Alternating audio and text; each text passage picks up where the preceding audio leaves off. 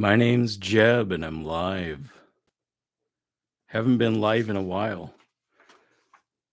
Hey, and if you're coming in early, you might have seen my announcement on Patreon, or you might be in the notification squad.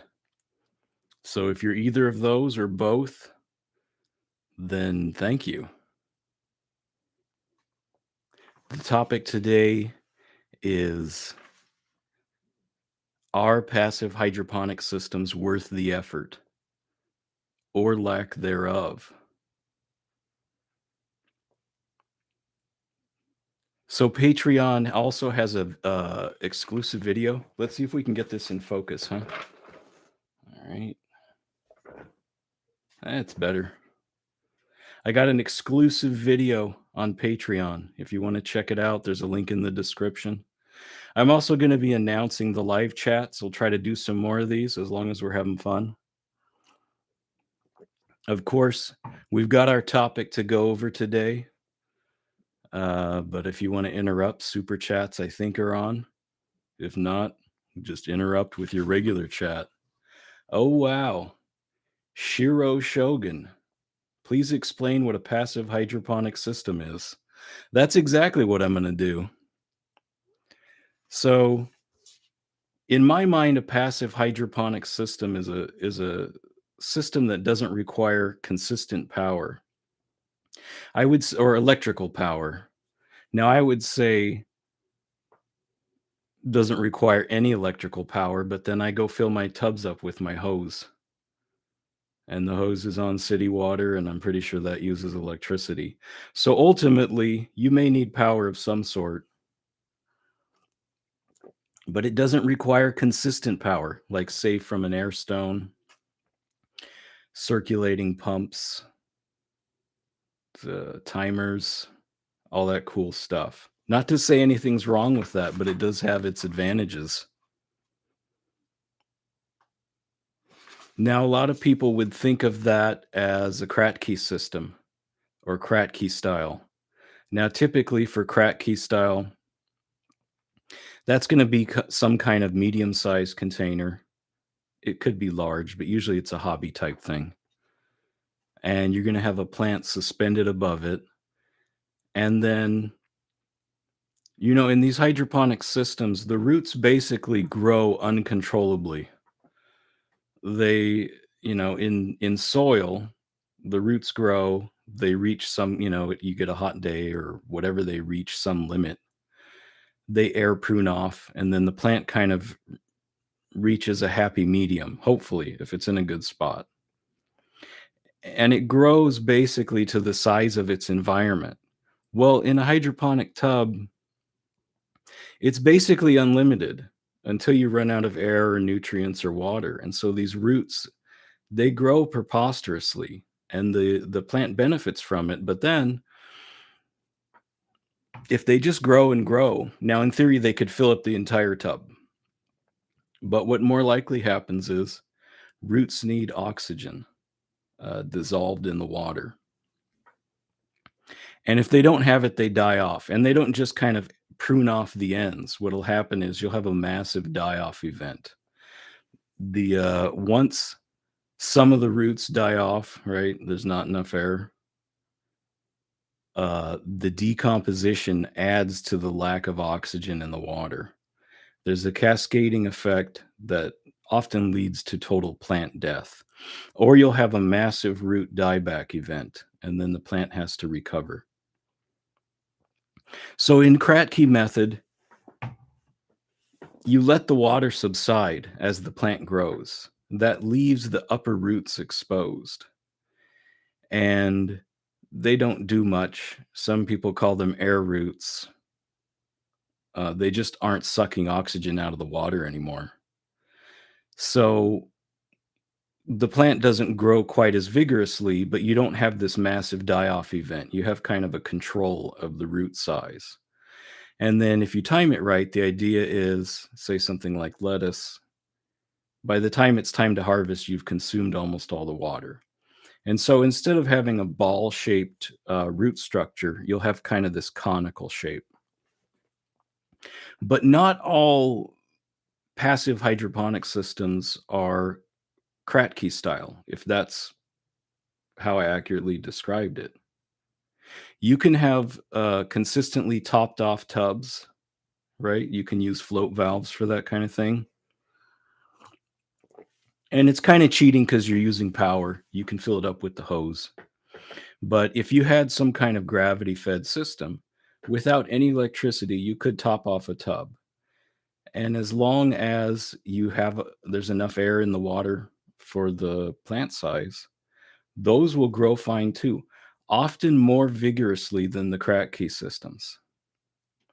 And in hot temps, you may just need to top off consistently. This, even with a huge container, say a 44-gallon trash can, you couldn't get tomatoes out of that in a hot climate. You'd have to top off. Now, you could top off at the bottom, but if it's not too hot, why not just fill it up?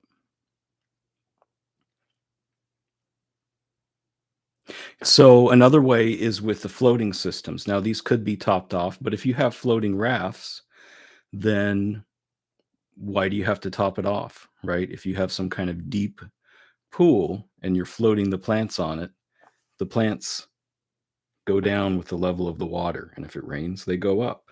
And that can work quite well. Now, typically with the floating raft systems, you add aeration with air stones or some kind of circulating pump because you're some kind of commercial grower and it's not hard to add air. But you don't have to. Temperature is the big key for these. Keep that in mind. Let's see, top offs, floating rafts. Well, how are you guys doing today? Okay, put something in the chat for that. When are they worth it? That's the important thing. The most critical thing is how expensive is adding power. So, and it's not just the cost of electricity. Say you're growing something out in a field, you'd have to get power out to the field. You have to maintain the power. You might have pumps and tubes and things that clog and all kinds of stuff. So you can't just count the raw cost of electricity or even the equipment. There's the cost of maintaining it, there's the cost of setting it up, replacing parts, etc. So it makes sense when that cost is high. And that cost could be also high just because it's a hassle, right? Say you have some hobby plants in your yard. You're going to fill them up every other day with the hose. Why do you want to add power? You're going to have a bunch of tubes and cords and all kinds of stuff. Now, it is interesting to consider what would be possible with some kind of solar, a standalone solar pump. I don't know that it would be strong enough to just pump in an air stone effectively, but you could just pump water up and kind of trickle it down the roots. That seems like that would be very effective, but if you had a failure, you'd be in your Kratky situation and your die-off situation. And I don't know what those pumps cost. Who's used those pumps? The solar powered pump you just put for one plant. All right, we'll look at some of these. Don't worry, I'm going to stay on topic.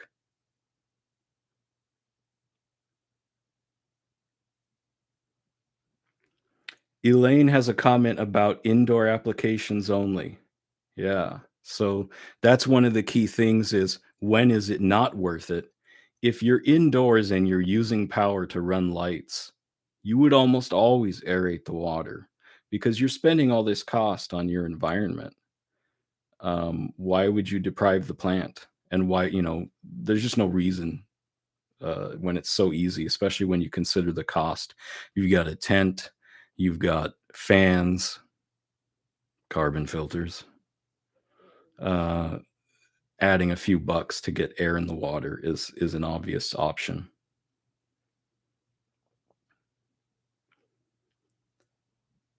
Could you if food system crash lived off hydroponic fully for 4 years? Well, that's one of the interesting things, right? Because what if you needed to and this would only be applicable if you had some kind of large land at your disposal and you planned for it ahead of time. Storing 4 years worth of food is a hassle and costly, and having fresh food would be a great comfort in a food crash situation. So, an unpowered system could be ideal for that because considered if you stored 4 years of beans and dried grains, potatoes, and whatever. Think of the space and the maintenance you would need of that. And then if there is no food crash, unless you're constantly eating off of it, that wouldn't work well. But you could store 4 years worth of fertilizer. It doesn't spoil. It's small. It's still relatively inexpensive. You could have a couple barrels and have 4 years worth of fertilizer, hydroponic fertilizer. But you would need to have the skills and the equipment in place. You couldn't just have a field. I mean, I guess you could, but then you would need water. You're talking pumps and this and that. So you'd want to have some kind of rain catchment system to gravity feed it in. And you could totally plan that out. Now, growing all your food, you'd want to practice at that and get good and understand what's necessary. Maybe integrate some animals, integrate some chickens into that where they can eat your cast offs, store some grains for them. And then if you have a controlled space for the chickens, that could also become your hydroponic garden. That's an interesting thought. Won't moving or agitating water increase evaporation? Another problem for remote? No. Well, that's the thing. See, I'm in a hot environment, so I'm not concerned about evaporation. Evaporation cools the water. I'm cool with evaporation as long as my hose is functional.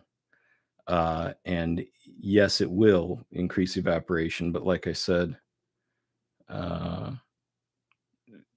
if you can get, it seems obvious that you can get water. If you can't get water for your plants, not having aeration or not is not a concern.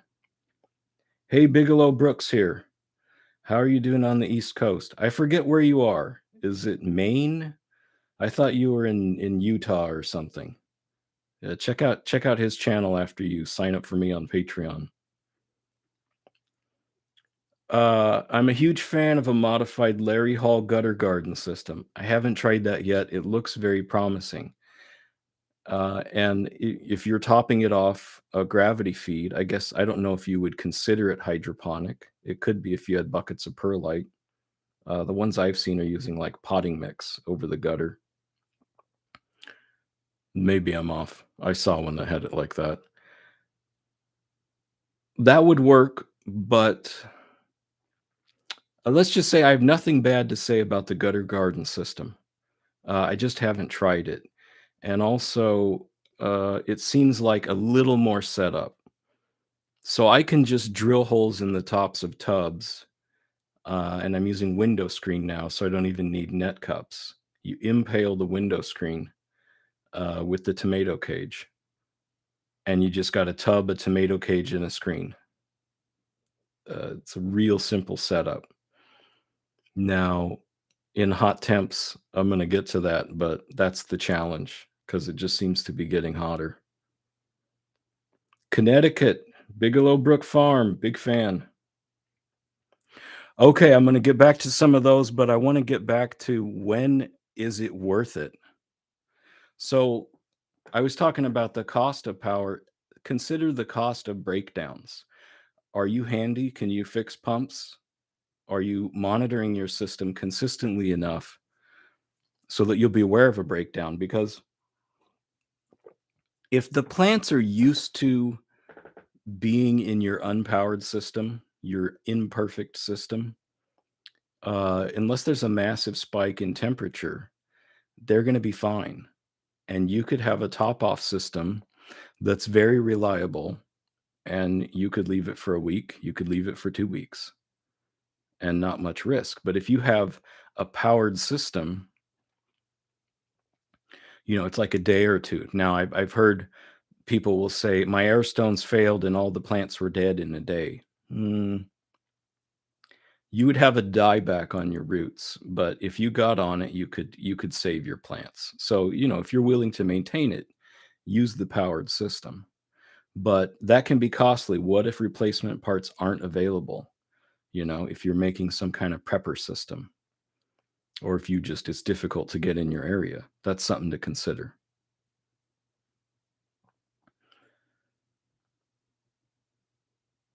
Okay, so someone's doing aquaponic ponds, solar powered, 24-hour lighting. Okay, I mean, that sounds really cool. Uh, if it's your hobby to watch and work on a system all day, maybe it's simpler than that, but it seems like with some of the aquaponic systems, it's a thing when it's fun for you to tinker at it. That seems to be the key for those. Just another viewer. Thank you. Weekend is going great.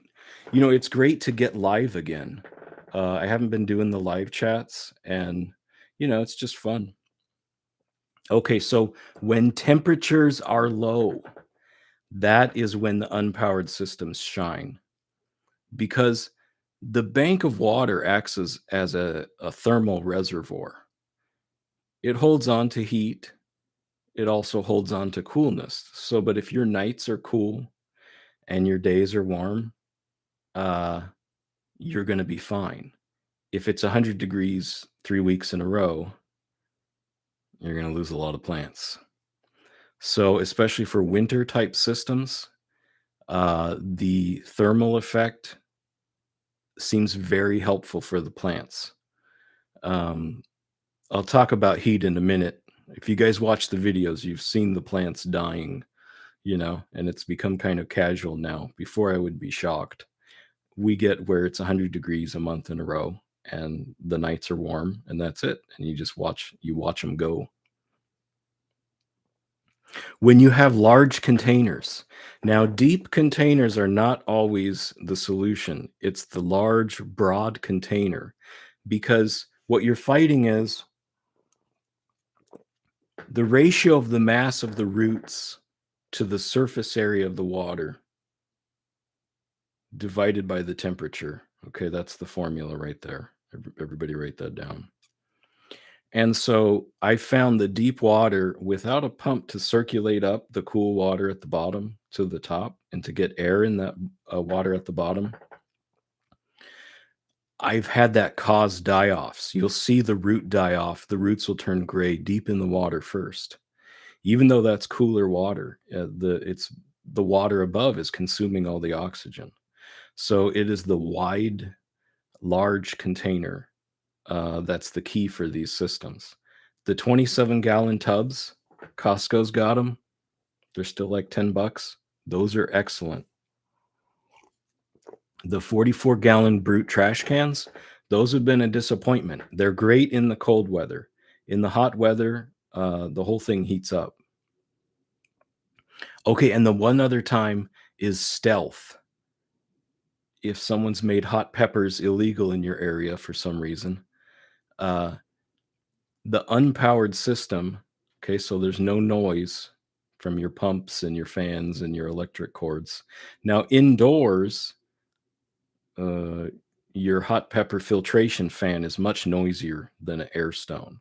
And so it doesn't have any effect on that. But if you had, say, a computer fan system, Airstone would be a noise factor. And so if you needed stealth, unpowered system could be very helpful. Now, it could also be good for a ninja grow if you're growing bamboo, use only on your land you have permission to use.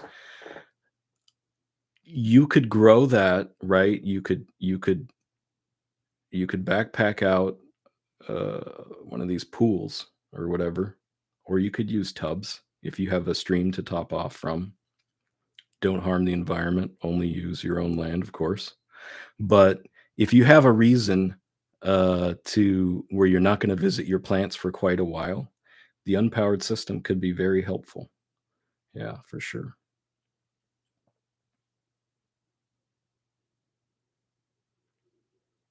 Okay, Matt Weddle. His reception is shoddy right now. Maybe it's my camera, maybe it's my fault.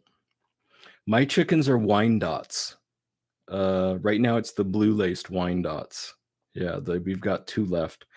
We had some new ones. One was a rooster, so we took it to the chicken farm, and one was ornery. So, but we have a cool I guess it's a bird store, but they'll accept healthy birds and they find them a home because you don't want to send your own pet to the stew pot, but if they're a healthy bird, they'll find a home for them or a stew pot.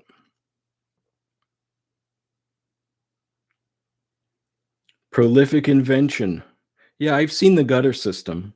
Um, yeah, that could be very promising for hot temperatures because what happens is you can't get enough evaporation to cool the water. Yeah, and your plants suffer. Okay, when are they not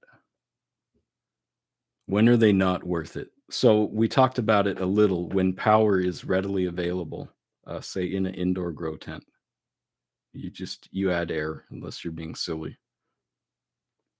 Also, when maximum growth is needed, and that's why most of these commercial hydroponic systems are using power. They'll have some kind of timers that run a pump that will add in over slabs of rock wool or buckets of perlite. But they're looking for maximum production, and this is in a greenhouse where there's a costly space. You wouldn't It wouldn't make sense to set up a business and then say, "Oh, let me cut the production of my plants by 20% because I'm not using electricity that I have right here, because I need fans for my greenhouse and maybe lights." But if it's handy and if you need maximum production, use power if it's available. Now, the obvious answer is when you have good soil, then there's no point in using the hydroponic system. I'm in a region with poor soil and high temps and palm trees. So it makes a lot of sense for me. Like, so you can put these unpowered hydroponic systems, you can put them on concrete, you can put them on sand, rocky soil, radioactive soil, lava beds, whatever, and get some plants going. If you have good soil, just set up a no-till, no-dig, organic market garden style thing. Let's go for it. Uh, I don't exactly have that, and with the palm trees, they grow into anything that's nice. So that's not really an option for me right here. Like to try it someday for sure. Okay, when temps are high, here's the thing. You can shade the plants, you can mist them, you can do everything possible to save them.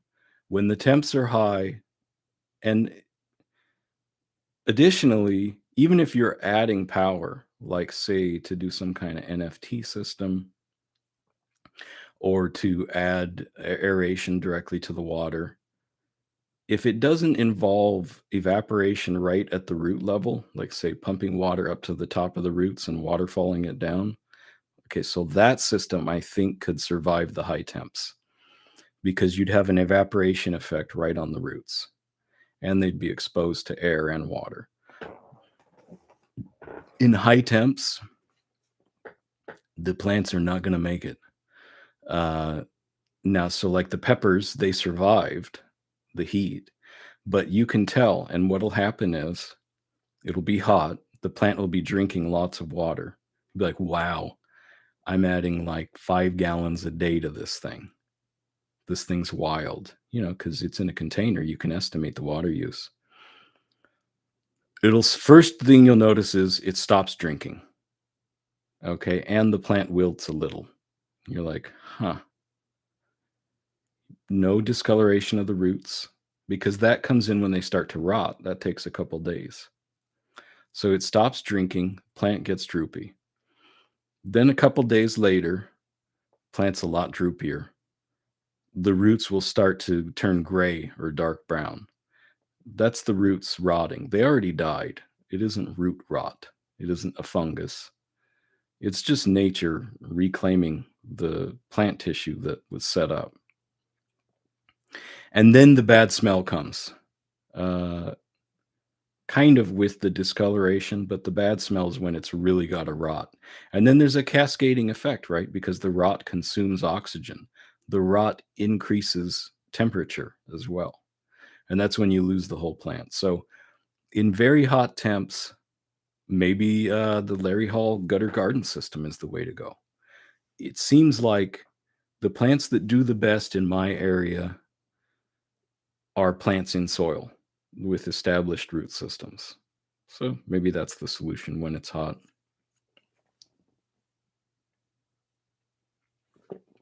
Elena Casey, do passive systems produce more or less moisture? I think you mean consume more or less moisture. Okay, no, you mean the humidity. Yeah, it seems like if you're worried about, well, I don't know, you'd really have to test it to know for sure.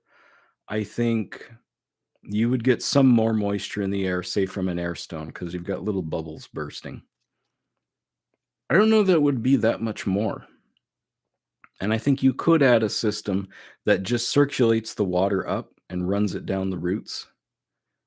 Uh, it would add some moisture. Now for mold, okay, so you could use a dehumidifier, but obviously you're going to be adding power if you're going to use a dehumidifier.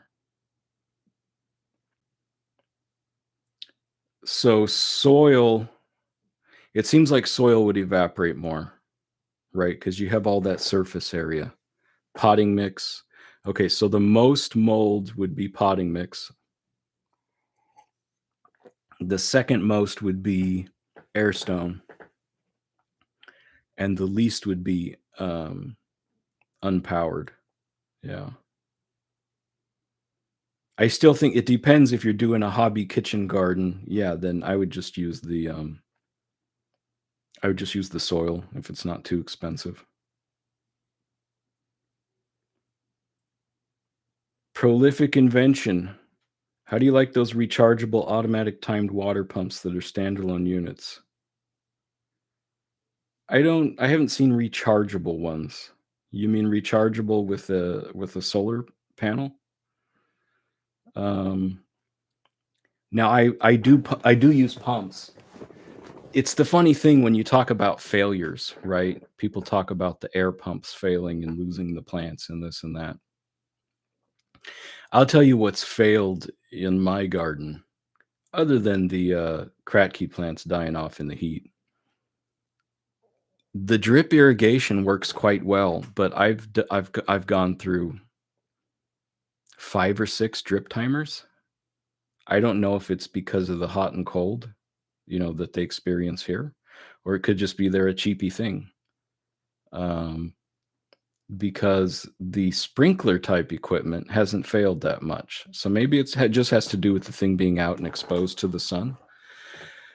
And I think some of it is like they've got a 9-volt battery. They got a square battery, and I think those will kind of like blow up and fill the thing up with battery acid. Those have failed a lot.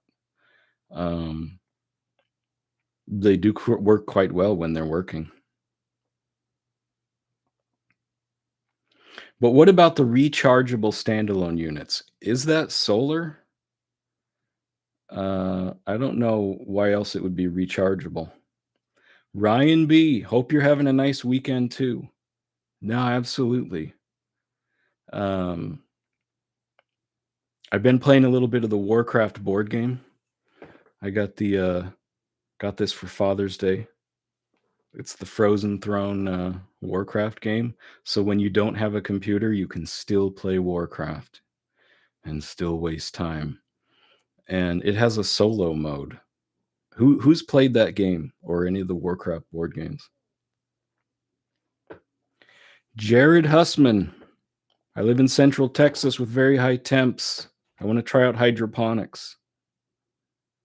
Yeah, I mean, so the shade will help for the location. Afternoon shade is key. But if the air temp is just high, Shade and breezes and nothing is going to help your unpowered system. Now, the Kratky systems are a little more durable, right? Because less of the roots is in the water. So if you have quick growing crops, I think you could totally do those. And I think it would help with some of them that bolt. I still haven't kind of fully tested that. But like with lettuces, if you could keep, if the water temp, if you've kind of shaded the tubs or whatever, you could get them to grow out without flowering in the hot weather. Schnapps, hi from Austria. I grow peppers on my balcony. 350-liter containers with 3 peppers each. Yeah, I mean, on your balcony where you got power right there, um, it seems like go for it. And if you have an expensive spot where you're growing plants, get the maximum out of it. But have your pumps ever failed? Your air pumps? And you had die-offs, or you just have had good luck? Roy C. Warcraft is a classic. Who here's played Warcraft? The maximum time waster, but it's still pretty fun. I just started playing Hearthstone again recently. That's a fun game. That's the Warcraft card game. Okay, Chris Whitaker, did you ever work out how to maintain the water level while you're away? Yeah, I've been working with top-off valves, in the heat, and then realizing, wow, I'm watering these big tubs every couple days. Top off seems obvious. And so I've used the little hobby float valves. Those seem to work quite well. The challenge I'm trying to overcome is you have your tub, the float valve fills it up down here. I want to fill it where the roots are and have it trickle down the roots. That's the challenge I'm trying to overcome right now, because that trickle effect would help the heat.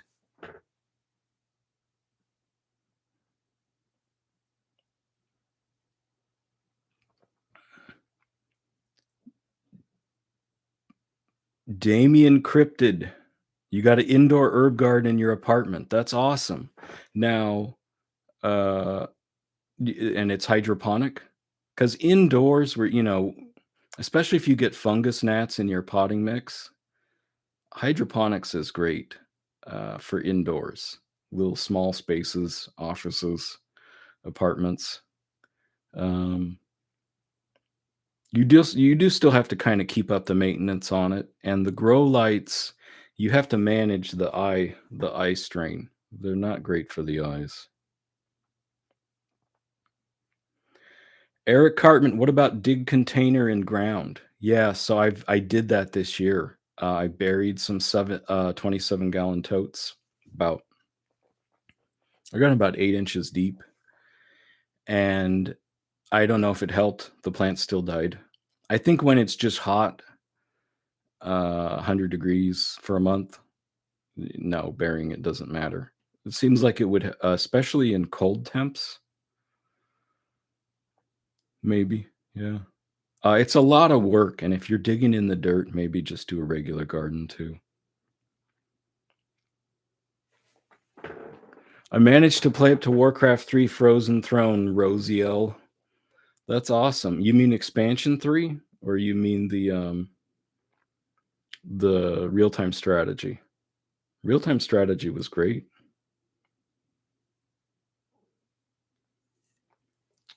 Oh, Robert Rittenhouse. I played WoW, but not Warcraft. Yeah, WoW stands for World of Warcraft. So, I think you played it. Damien's playing Diablo 2. Diablo seems too clicky. It's just like, click, click, click, and then you pick up a box. I got a little tired of that. Warcraft, you got the story. That's what matters. Chris Whitaker, yeah, my strawberry tubs drink a gallon a day somehow. Yeah, I mean, when it gets hot, you'll have the evaporation, just from the surface of the water.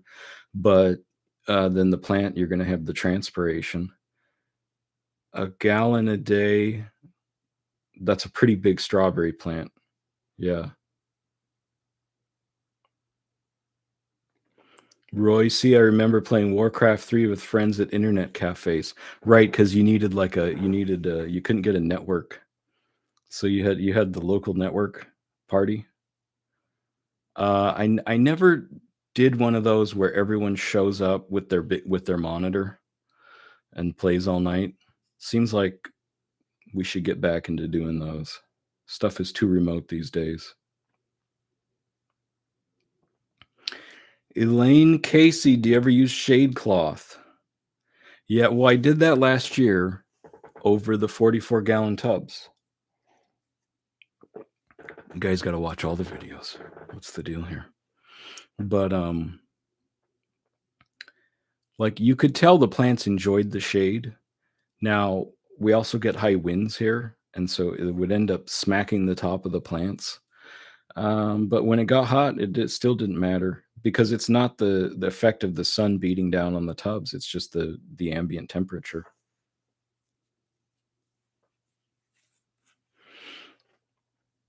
Is that a synth in the back? Yeah, that's a keyboard.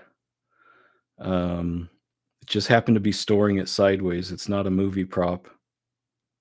What else we got interesting in the background? I got a San Diego Zoo straw hat. I got back to the straw hats because when it's windy, the fabric one it kind of flaps in your face. Y says I'm addicted to RuneScape and these videos right now. These videos, I hope, are my videos, but I hope it's not causing a problem for you. I haven't looked into newer games. Is RuneScape? What kind of game is that? Rosiel, hey Jeb, any major drawback between regular potato farming and hydroponic ones? Uh, okay, so, and I'm trying potatoes again. Now, the obvious thing is if you have a field and a tractor and the climate, it's going to be much less costly to grow potatoes the regular way. Um, that's why they're still $3 for a bag at the grocery store. But if you don't have that, there's a couple intriguing uses for potatoes. One is you don't have to pull the whole plant out like typically you do with soil. Now I know you can kind of dig in a little and grab a potato, but you're messing with the base of the plant. With the hydroponic one, what if you could just pick off the potatoes you want for dinner? Right? You pick up the lid, grab your potatoes, and then your plant just produces more. I like that would be cool. Also, if you need seed potatoes and you have soil-borne pathogens, seems like hydroponic, if you don't want to be continuously buying seed potatoes, that could be a solution. But also for your prepper garden, someone wanted to grow 4 years worth of food, totally would be growing hydroponic potatoes in that. Because think about the storage space for 4 years worth of potatoes versus the storage space for 4 years worth of fertilizer for 4 years worth of potatoes. Yeah. And is the density of potatoes low because lack of a physical barrier? Well, if you have a tote lid,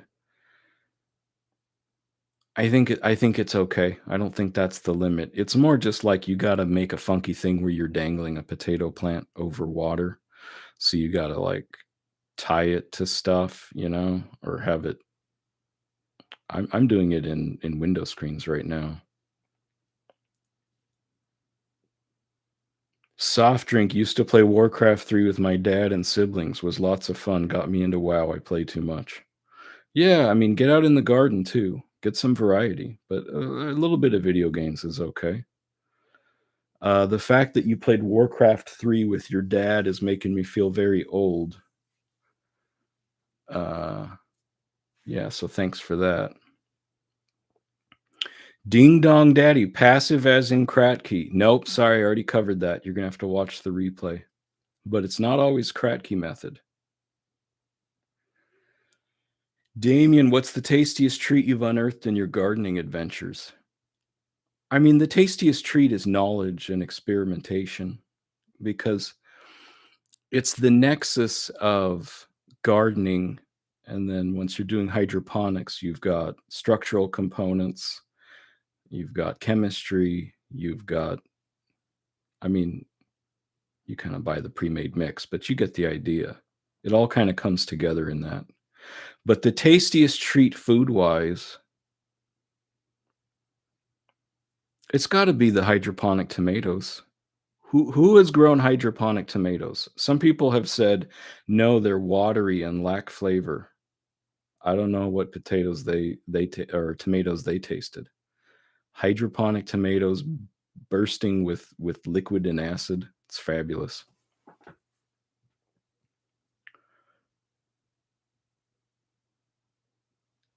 Satori says, "Hey, I loved watching your videos to sleep." Yeah, they're very calming. Hopefully, not because of boredom.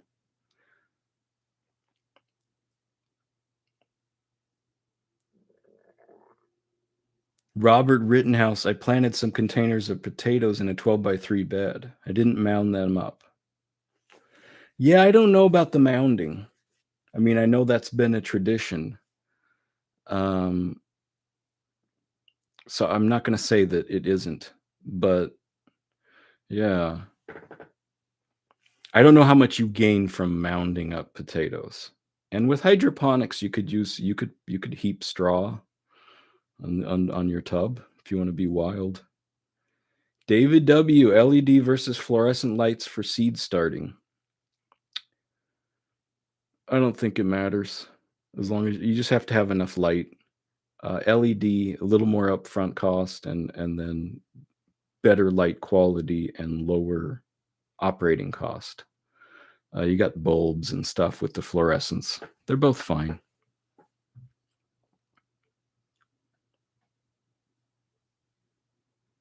Okay, so Rosiel says in the Andes, they cut the potato plant a week before. It adds flavor. I don't know. Any wounding of the plant, I'm skeptical of, unless I've seen a side-by-side test. Stacking old tires also works great for growing spuds. Did that as a kid. But I want to see a side-by-side with the potatoes hilling versus not hilling versus hydroponics.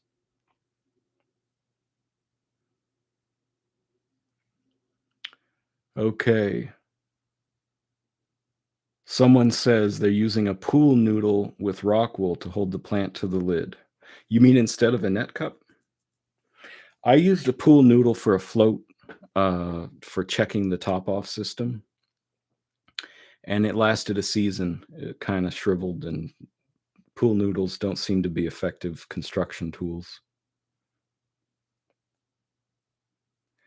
Pull best carrot or let it grow to seeds. Well, that's the thing. You don't know until you pull it out. Yeah. I've heard for carrots, some people will say, because carrots can bolt where they flower early, and then that spoils the fruit. So they'll gather seeds. They'll leave several, and then they'll gather seeds from the ones that flower the latest. Seems a seed collection is very noble, but it seems like unless you have large amounts of space, you just buy some seed.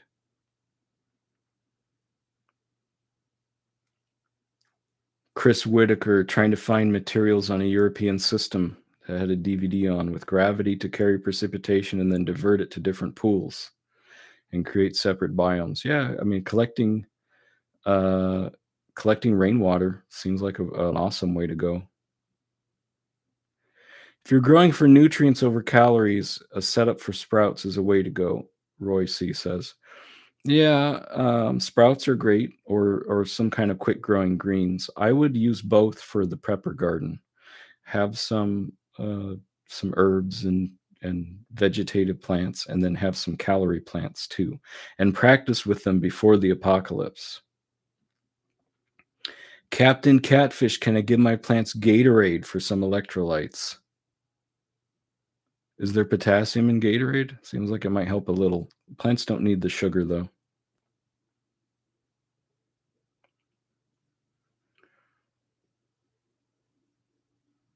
Prolific invention, aquaponic tomatoes, and you get insects and birds. What I don't get is the people who have the chickens pooping into the fish tank. Does that really work? It seems like that wouldn't work well. I mean, I know people have done it, but like what's the actual production for that?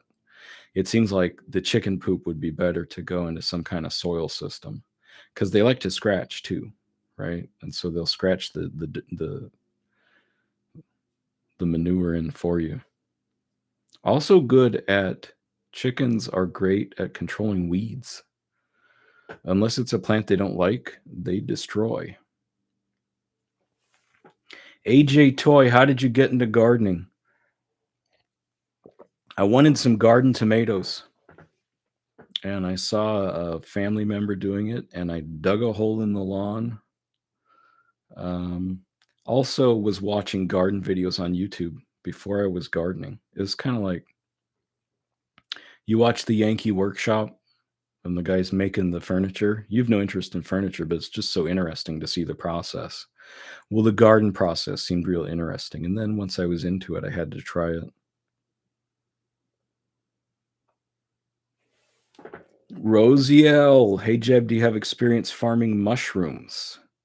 Haven't done any mushrooms yet. I totally want to do that.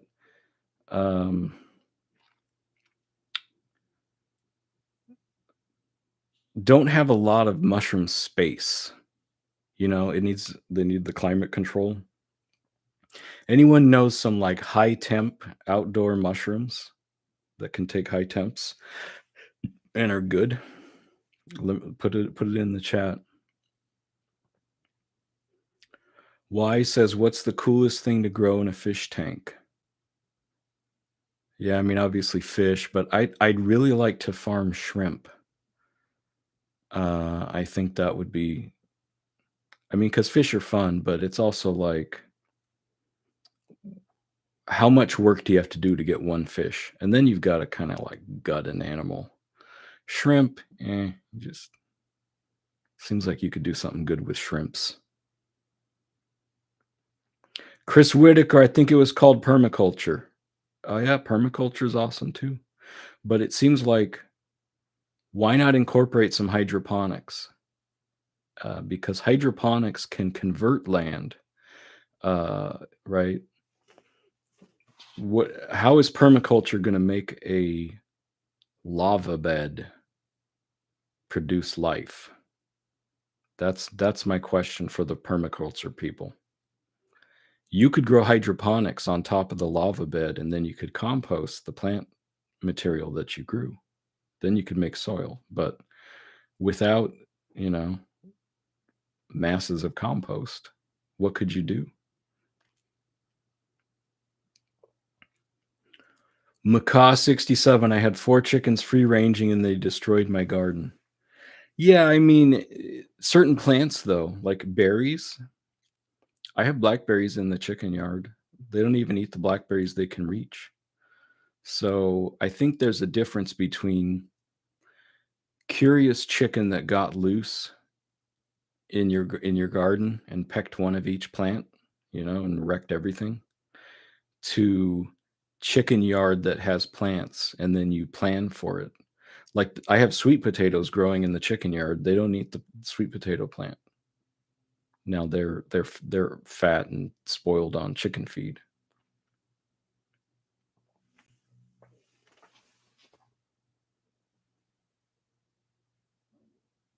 Okay, Damien, I'm going truffle hunting next weekend in Canberra. Can't wait. Do they have truffles in Australia? I thought it was a temperate forest thing. I don't know. Lobster, whoa, can we get your video on shrimp farming? Yeah, if I get to that, that would be a good series of videos. There's lots of ideas in my head. Turning an idea into reality is the challenge.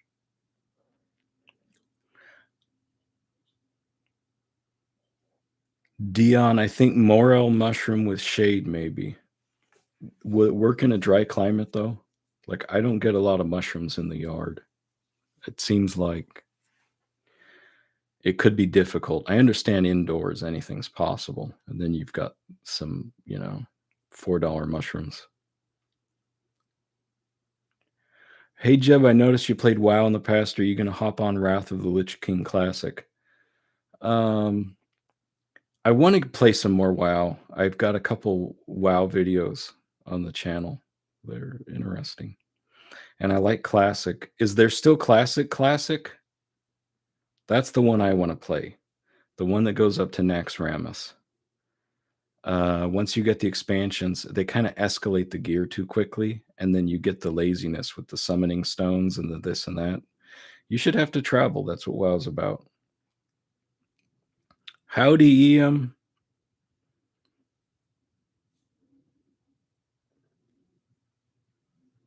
Chris Whitaker, there's lots of permaculture videos on YouTube too, if you don't need a DVD. And I do like the idea of ponds, but still, how would you transform a lava bed?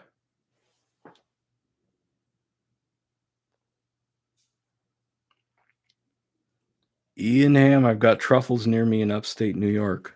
See, it's a cold forest thing, right? Elena Casey, don't you have to get very large tanks of water to grow shrimp? Well, like to commercially grow them, sure. But I think shrimp eat each other, right? So you need screens or places for them to hide, is what I understand. So you could do it at a small scale. I don't see why you couldn't. And it seems like they might be tolerant of the warmer temps, more tolerant than fish.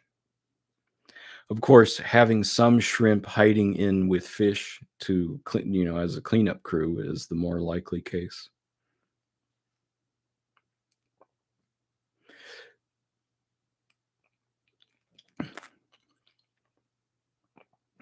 Zizumius, I've been binge watching your videos. And I know that you haven't been in the office for a while. I'm in the office right now. I don't know what you're talking about. So, who's got a different take on the unpowered systems? Like, I know you've got the aquaponics people, you got the permaculture people, uh, all good people. And permaculture seems like you could feed hydroponic systems with your ponds. If you have bad soil, your first step could be growing hydroponic plants and then composting those.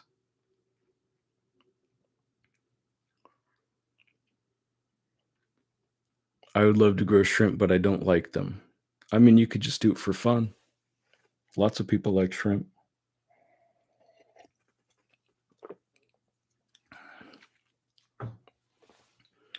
Greetings from Argentina, Jeb. Greetings. You do a lot of hydroponics down there? I think there's kind of a agricultural tradition in Argentina, right? In the cold areas, it seems like the unpowered hydroponic systems could do quite well.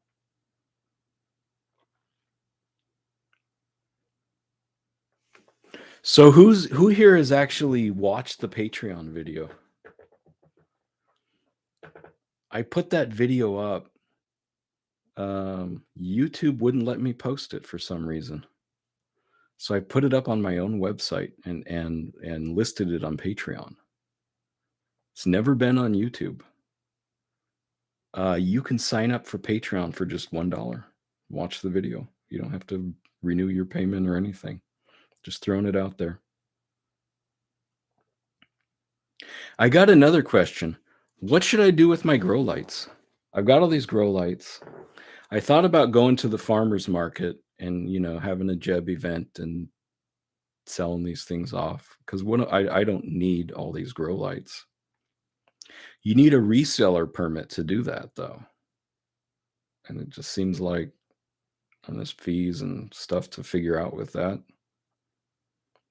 I'd like to give them away, but shipping is prohibitive. Who's got ideas for the grow lights? What can I do with that? Maybe donating them to teachers to use in the classroom.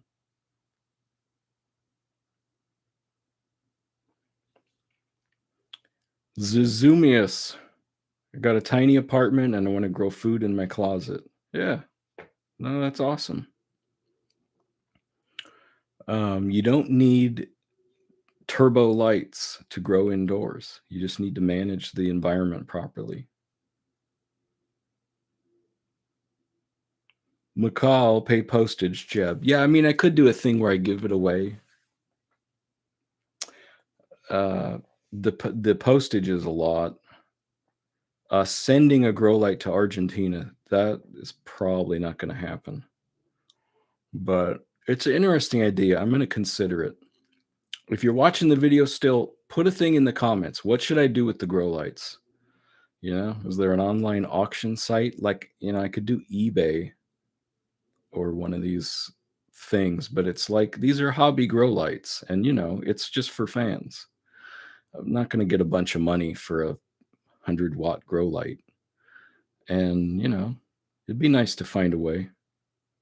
$200 to send it to Argentina. Yeah. Probably just do it in the US for now. It's still, I don't know what it costs now, $50, $100 with inflation. Well, I have them, but they're in big piles, and I don't really need a big pile. Yeah. Who else who's got a wild take on gardening? We heard about mushrooms. Someone's got to be growing something. Who's growing an odd plant? Someone's using the Mars knockoff lights? No, get the true Mars hydro grow lights for sure. So someone's landlord's paranoid about aquaponics in the mom's basement. Yeah, because you have all those pumps and tubes that could break. Show them the unpowered system. That'd be another advantage of it. No leaks. Now, these tubs could burst. I haven't had it happen to me. Not yet. I mean, they're not made to just hold water all day and all night. Rosie L. Hey Jeb, ever tried bonsai? No. I mean, that sounds interesting. I think the way I mistreat plants so that some of them just end up bonsai, tomatoes. Greetings, Dr. Green Thumb. A lot of hydroponics in Germany. The real deal wants to grow hydroponic cardamom. Is there something difficult about that? It's a leafy plant, right? It's the root plants that are the challenge. Genghis Khan grows 3 things. That's very interesting, what you grow. Roy sees I've been growing dragon fruit trees in the UK. Yeah, you need warm temps for that. I would like to do hydroponic dragon fruit. It seems like it would do quite well for that, if you can support the plant well enough.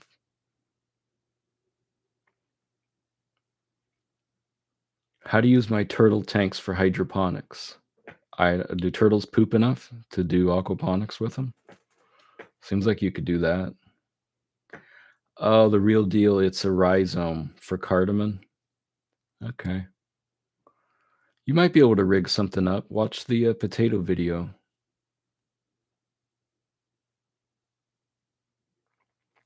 Chris Whitaker, I'm interested in fruit tree grafting.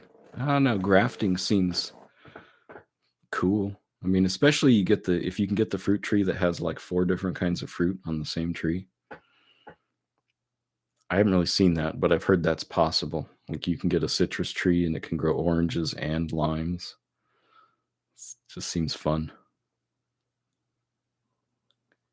Tom Ryder, try 12 plus types of fruit. It seems like you'd hit some limit. Don't they need to be in the same fruit family? Like they're not all compatible. Like, can you put an apple branch on a citrus tree? I thought that wouldn't work.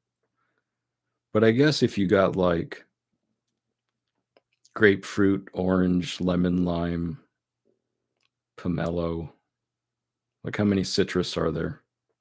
Yeah, the citrus ones. Well, thanks everybody for coming to the live chat.